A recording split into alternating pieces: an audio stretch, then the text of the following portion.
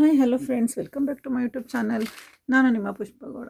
Friends, ಇವತ್ತು ನಾನು Indian traditional sweet ಆದಂಥ ಮೋದಕನ ಹೇಗೆ ಮಾಡೋದು ಅಂತ ತೋರಿಸ್ಕೊಡ್ತಾ ಇದ್ದೀನಿ.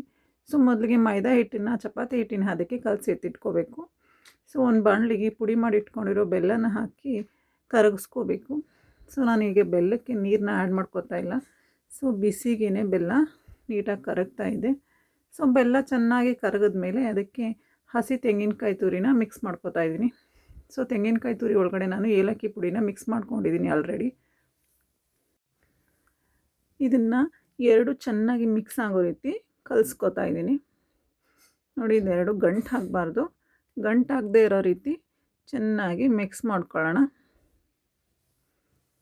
ಚೆನ್ನಾಗಿ ಮಿಕ್ಸ್ ಆದಮೇಲೆ ಒಂದು 5ರಿಂದ 10 ನಿಮಿಷ ಲೋ ಫ್ಲೇಮಲ್ಲಿ ಇದನ್ನು ಫ್ರೈ ಮಾಡ್ಕೊಳ್ಳೋಣ. ಸೊ ಇದನ್ನು ಆಗಾಗ ಕೈ ಆಡ್ತಾ ಇರಬೇಕು, ಇಲ್ಲಾಂದರೆ ತಳ ಹಿಡಿಯೋ ಚಾನ್ಸಸ್ ಇರುತ್ತೆ. ಸೊ ಚೆನ್ನಾಗಿ ಫ್ರೈ ಆದಮೇಲೆ ಇದಕ್ಕೆ ಒಂದು 3ರಿಂದ 4 ಟೀ ಸ್ಪೂನ್ ಆಗುವಷ್ಟು ತುಪ್ಪನ ಮಿಕ್ಸ್ ಮಾಡ್ತಾಯಿದ್ದೀನಿ.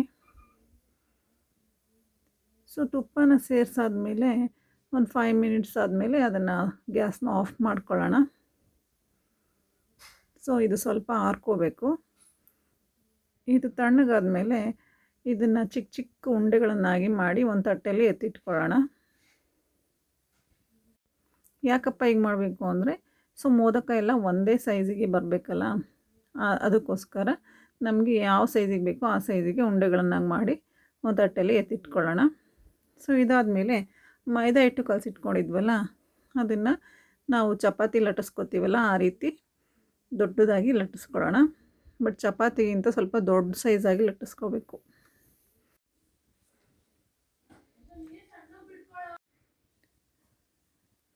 ಲಟ್ಟಿಸ್ಕೊಂಡಾದ್ಮೇಲೆ ಒಂದು ಶಾರ್ಪ್ ಎಡ್ಜಸ್ ಇರೋವಂಥ ಲೋಟನ ತೊಗೊಂಡು ರೌಂಡ್ ಶೇಪ್ ಆಗೋ ರೀತಿ ಕಟ್ ಮಾಡ್ಕೊಳ್ಳೋಣ.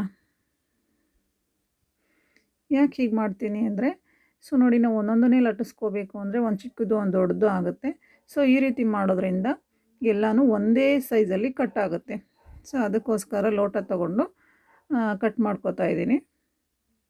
ಸೊ ಕಟ್ ಆದಮೇಲೆ ನಾವು ಮಾಡಿಟ್ಕೊಂಡಿರೋ ತೆಂಗಿನಕಾಯಿ ತುರಿಯ ಮಿಶ್ರಣನ ಈ ಎಲೆ ಒಳಗಡೆ ಹಾಕ್ಬಿಟ್ಟು ಕೈಯಲ್ಲೇ ಫೋಲ್ಡ್ ಮಾಡ್ತಾಯಿದ್ದೀನಿ. ನಾನು ಯಾವುದೇ ರೀತಿಯ ಮೋದಕದ ಫೋಲ್ಡನ್ನ ಯೂಸ್ ಮಾಡ್ತಾ ಇಲ್ಲ ಇಲ್ಲಿ. ಸೊ ನೋಡಿ, ಕೈಯಲ್ಲೇ ಫೋಲ್ಡ್ ಮಾಡ್ತಾಯಿದ್ದೀನಿ.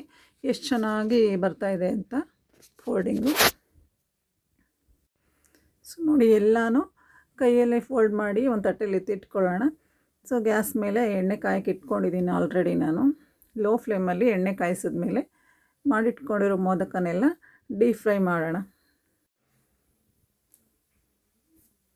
ನೋಡಿ, ಎಲ್ಲ ಮೋದಕ ಡೀಪ್ ಫ್ರೈ ಆಗ್ತಾಯಿದೆ.